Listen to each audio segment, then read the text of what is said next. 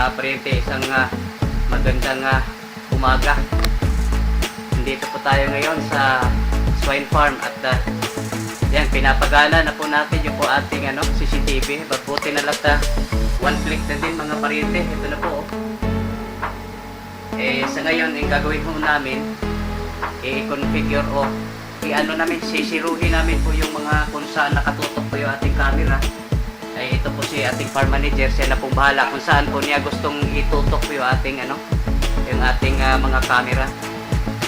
Ikuha ni siya bay murag padoko pa ni siya Rex kaya may gamit. Bay palayo ko i-doko pagkamay bay. Yan. Ano lang, okay na. Nya kana tubangan, okay naman na rin ko sa Okay. so marketing lang kasunod. Ikali instruct ni Juan Ricky sa marketing lang ito ra. Asa to marketing na rin kani. Right. Babay, nasubra ka sa kahali kamay. Kani kas. Okay na.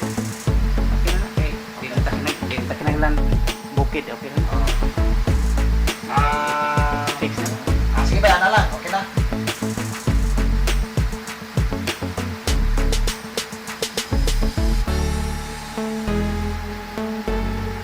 Yan, mga pariente, ito po yung ating power supply.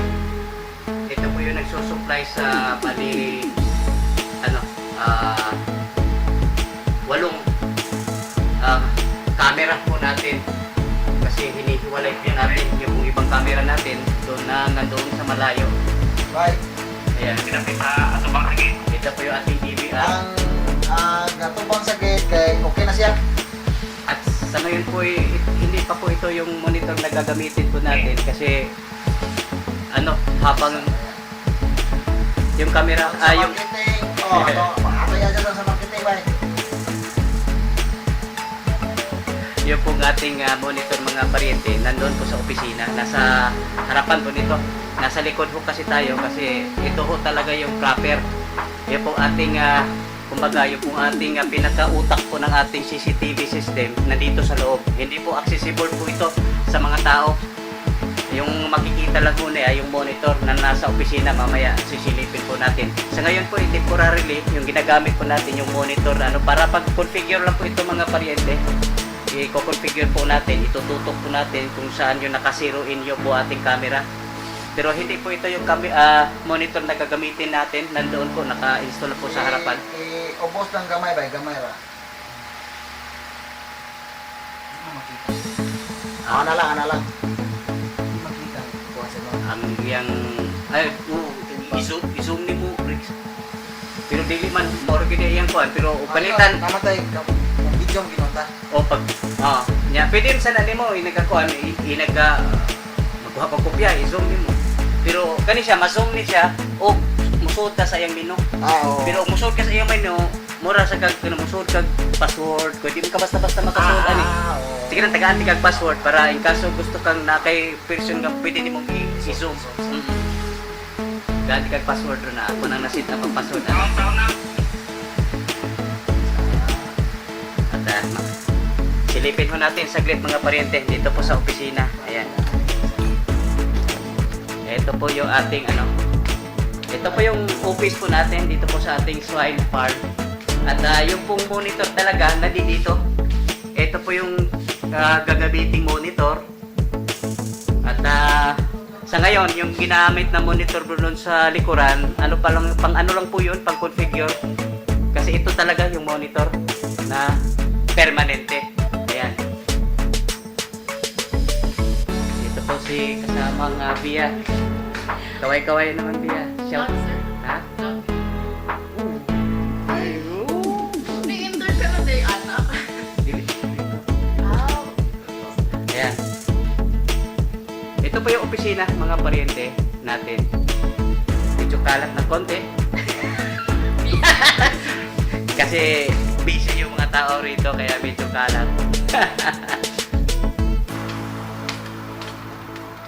Ito po yung ating harapan. Ayan. At tayo po nasisihan at natutuwa po tayo dahil naging one click lang din po yung ating pagkabit po ng CCTV mga paryente. Hindi ho tayo dumaan sa paghihirap. Ayan. Ito po yung mga paryente, oh. Yung po ating kung saan natin nilagay po yung ating DVR. Ito po yung opisina. Ayan. At yung po ating DVR, kumbaga yung pinakautak po ng ating CCTV system, hindi po accessible kahit ninuman maliban lang sa authorized person katulad ng ating farm manager. Ito po, tinatago po natin yung pong ating DVR. Ito naman talaga yung tama, mga paryente. Ayan, nandito po sa loob. At yung pwedeng pumasok lang po dito, yung ating farm manager. Kaya baka in the future, hindi po natin masasabi na sasabotahin tayo. Kaya itinatago na po yung ating DVR, yung pinaka-utak po niya. Ayan. Kadawang harvest. Kwanto, murag pinload to beer. Ayan, mga paryente, ngayon po nagpapa-harvest po tayo kasi marami na po medyo malalaki na. Ito po yung harvest ngayon mga paryente, napakakinis. Yan napaka laki po mga paryente. 2 dangkal po yata ito. Kulang-kulang 2 dangkal, tapos napakataba. Ito po yung ito po, ang laki po nito. Nako. Ang ganda po ng natin. Akala ko mga ilang kilo lang ngayon. Makayatang abot pa ito ng 8 o kaya 10. Nung Sabado po raw nakapag po sila, nakakuha sila ng mga 2 kilo. Ngayon, mamaya po kasi pag hindi umuulan, mag-i-spray po tayo. Kaya nga tayo nag-harvest, nagpipitas po ngayon. Ayan. Hindi ko inaasahan mga paryente, ganito po karami po sila. Akala ko mga lang, 3-5 kilo. Pero tingin ko nito, abot po ito ng 8 kilo. Ang gaganda pa naman mga paryente, oh. Nako. Kulang-kulang 2 dangkal, napakataba pa. Ayan. Napakakinis. Napakakintab, napakalambot mga paryente. Ayan. Ito po, marami. Paano kilo ha? Tingin ko mga 5 kilo siguro dulog. 5 unom. Sobra. Ayan, titignan natin. Ayan.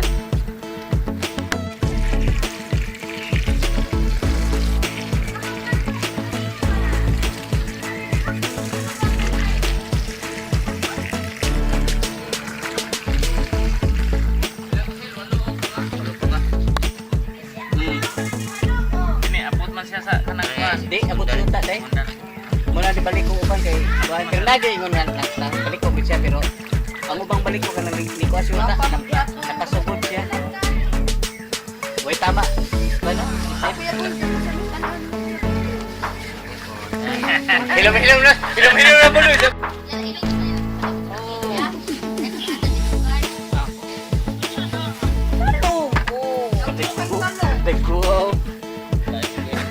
Makainom daw ko sa akin kinamaligo ko. Usay ko. Kaniman! Pungango! Kamu ba? Pungango akong gipasabot oy na pagka kagamay na kong tao niya. Nginari pungango. Pungango diad tungoy di ay. Uy, sobra. Pilang kilo ani? 8 sudlanan. 8 og tunga sir. 8 tunga. So 8 tunga ni siya. 8 tunga. Nakaano po tayo mga paryente. 8 kilo kalahati. Ang lalaki pa oh. Yan mga paryente. Nag-i-spray po tayo ngayon ng sama-sama na po mga paryente. Mayroon pong foliar, may insecticide, mayroon din fungicide. Yan. At time check alas 4 po ng hapon. Pinapabago po natin yung pasok po nila. Sa halip pumapasok po sila ng alas 7, pinapapasok po natin sila ng alas 9 ng umaga at off sila mga alas 6 ng hapon kasi minsan ho kasi kami ni Denver po rito inabot po kami ng alas 7 kaya mag-isa lang po si Denver nag-i-spray kaya tayo po nag-adjust po tayo Dalawang tao po natin ginagamit ano para po mag-spray para pag alas 6 tapos na po ito kasi dalawa po silang nag-i-spray. Ayan. At yung titirahin po natin mga pariente, hindi lang po itong talong po natin, pati na rin po yung ating siling panigang. Ito po sa katabi po niya. Ayan, kasi mangyayari ho kasi mga pariente, pag ito lang po talong, binibigyan po natin ng pinapa-sprayhan po natin yung mga insektos, lumilipat na po rito sa katabi po niya. Ayan, kaya pagkatapos nila po dyan sa talong, dito na naman sa siling panigang. Ayan, ito po yung mga siling panigang natin mga pariente, nakapag-umpisa na po silang mamunga. Ayan, oh. Pero bubuilo po ito mga pariente at siguro tingin ko ngayong February talagang marami na po tayo mapipitas, hindi lang dyan sa talong po natin, pati na rin po dito sa ating siling panigang. Ayan. Ayan, ito na po mga pariente. Katatapos na po nila ng mag-spray, mayroon pa oras. Kaya pinapa mower. Ito na po yung pagitan po ng bawat plat dito po sa ating siling panigang. Ayan. Kasi ayaw ko po kasing magmano-mano po sila. Tapos na tayo dyan. Kaya kita-kita ho natin, sandali lang. Madali lang pagtanggal po ng damo pag mower po yung ginagamit. Kasi pag ito minamano-mano mga pariente, abutin po sila ng siyam-siyam po rito. Matagal po pag mano-mano, pagtanggal po ng mag-alis po ng damo. Ayan, hindi katulad po ng mower mga pariente. Kita-kita nyo na, madali lang. Ayan. Bakit pa tayo magmano-mano magdadamo kung mayroon naman po tayong kagamitan. Ayan. Yan mga pariente, ililipat na po natin itong tatlong hinihiwalay po natin mga manok. Ito po yung mga lalaki. Ang lalaki na po kasi mga pariente, delikado at masisira yung mga paa po nila. Dapat ito makakaapak po sila ng lupa. Kasi doon naman talaga sila Yan. Abot tag 2 kilo ber? 2 na kami. Ang lalaki na mga pariente, nakuha po ito Nobyembre, January. Mag-aapat na buwan siya rito. Tapos palagay na lang po natin mga 5 buwan na po sila. 4-5 buwan ng lalaki. Ayan, ililipat na po natin ito. Kakaawa na po mga pariente. Ayan, pati na rin po itong mga po rito, yung mga lalaki po rito. Lalaki na rin po yung mga lalaki po rito at nakakaawa. Dinadaganan po yung mga babae, yung mga maliliit po kasi yung mga babae, mga pariente. Ito ipapalipat na rin po natin itong mga lalaki rito. Maiilan lang naman po yung mga lalaki rito para hindi na po sila sobrang sikip po rito at yung mga babae dito nadaganan kasi mga maliliit. Ayan, lilipat na rin po natin yung mga lalaki po rito.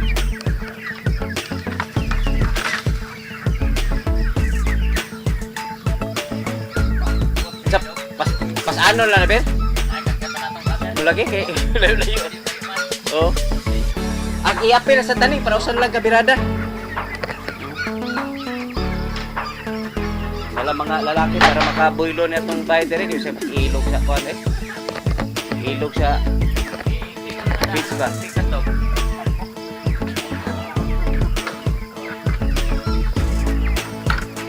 Dagko ang lalaki.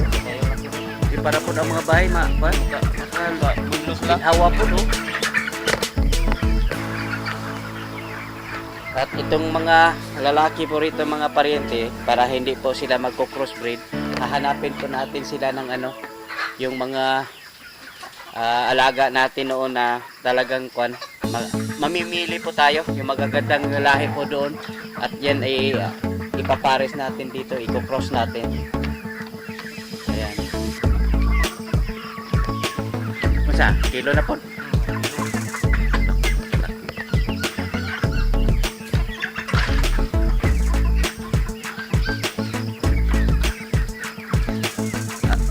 Kuan pa ni. Muna itong kuan ipabili ni Ber ha. Sus. Gihimo ko ano nga. Kani. Kani. Aka na, dili na siya.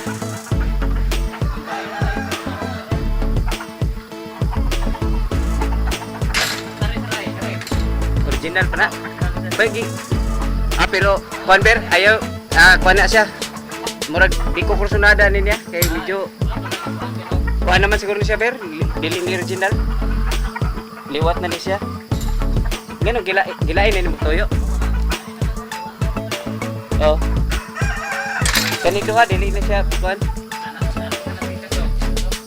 Rin ang pikas doon.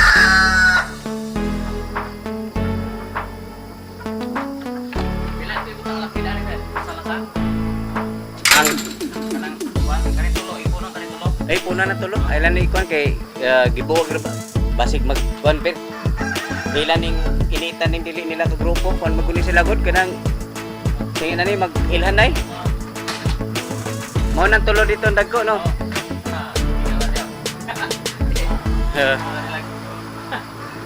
Yan. Dito na po sa kanilang huling kalalagyan. Yan.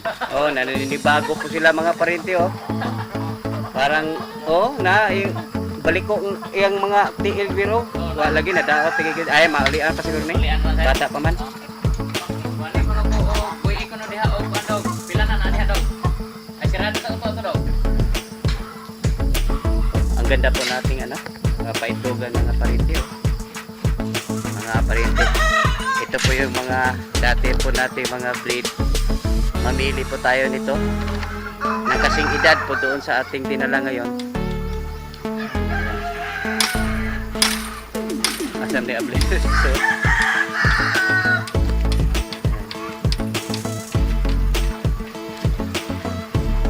Kari Deber. Dili di porta, pekan. Dili na tayo.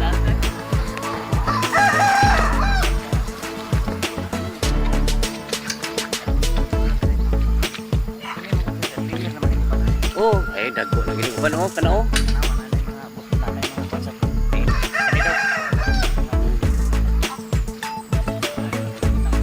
Oh, sige.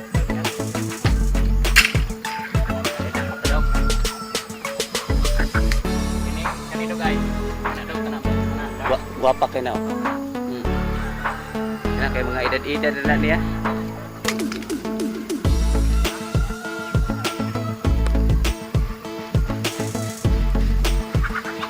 Kana guwapa kay na.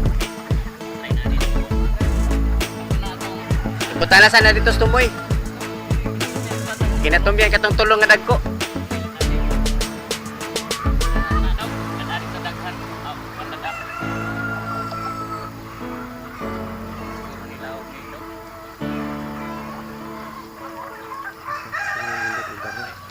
Ali ko na dari daw.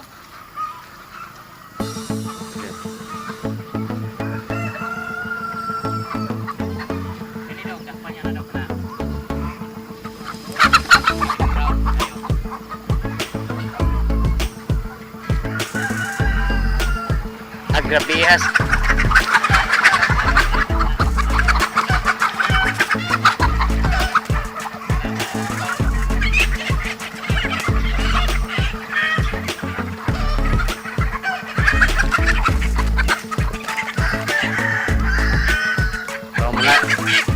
Mga dark ito na po yung paraan po natin mga parente paglinis sa mga painuman po nila. Ayan. Ayan.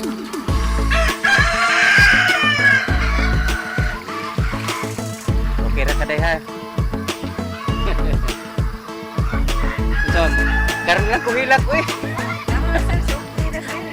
Pinagtipon pa kong luha. Kita. Ako nang gikuha mga dagko dito kay gahuot na. Oh, mo na sila. Pilian pa na ko kung sa nindot ana, may atoy mo kung kuan. Breeders. Yan, mga paryente, ito na po yung ating area kung saan tamnan po natin ito ng ampalaya. Kaso nga lang mga paryente, lagi po tayong inuulan. Ito na umpisa na nga dinurog. Pero kaninang umaga, umulan na naman. Kaya hindi po tayo makaabante mga parente. Pero yung talungan po natin mga parente, hindi po kasama po ito. Ito lang, itong area na ito kasi mahirap po rito. Yung balag po natin, baka may malaglag na ano, na bunga ng niyog o kaya yung ano, sanga po niya, yung dahon, masisira po yung ating balag. Kaya dito lang po tayo magtanim po ng ampalaya. At noon dito ho tayo sana balak magtanim po ng papaya dito hanggang doon sa may talungan. Kaso nga lang mukha yata saging na rin po yung itatanim po natin dito kasi yung papaya natin doon na lang po ron sa malapit. Doon po sa ating sagingan po doon, yung mga may nagkasakit, yung ating saging po doon po tayo magtanim po ng ating papaya. At doon banda mga parente, hindi naman lahat na tanim po doon, medyo pumangit po siya. Kaya nung araw doon po tayo nagtanim po ng kamatis. Maganda po yung bulas ng ating kamatis doon, yung area na kung saan yung ating mga saging nagkakasakit. Yan, ito po yung area nito, ito po yung ating ampalaya. Kaso nga lang, Disyembre pa mga parente, naka po din, kaso natenga. Hindi ho tayo makakilos gawa nung laging umuulan at hindi ho tayo mag drip irrigation po rito mga parente kasi malapit na po tayo sa source po ng ating dyan lang, ilang metro lang yung bagsakan po ng ating tubig lagon galing sa kabilang farm. Kaya gawin po natin dito canal irrigation mga parente, hindi ho na ho tayo mag drip po dito, malapit po tayo sa source po ng lagon, tubig lagon. Ayan yung update, hindi ho tayo makakilos po rito, laging basa po yung lupa. Pero ito mga parente, naumpisa na pong dinurog pero kulang pa ito. Kailangan talaga yung buhaghag po siya, durog na durog, buhaghag. Yan ang gusto ko mga parente. Ayan,